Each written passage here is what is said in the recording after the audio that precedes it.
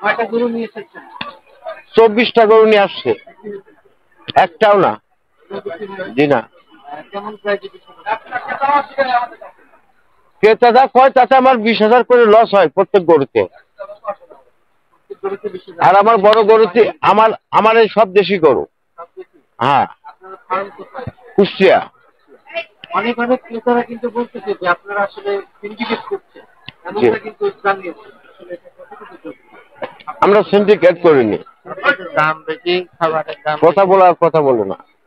বলছে আমরা সিন্ডিকেট করিনি, আমরা এই পশুগুলো নিয়ে আসছি খামারে। আমাদের যে খরচ, আমাদের খরচ পোষালে আমরা ছেড়ে দেবো। আজ পর্যন্ত 2 দিনের ভিতরে আমাদের কাস্টমার এসে আমাদের মাল উচিত মূল্যে কেনার জন্য চেষ্টা করেনি। আমরা খুব কষ্টে আছি। এইটাই আমরা জানাতে চাচ্ছি যে আমাদের কাছে যে পশুগুলো নিয়ে যাক, আমরা দেশে চলে যাই, এরাও ভালোভাবে কুরবানি দিক, আমরাও শান্তি পাই, এটাই আমরা চাচ্ছি।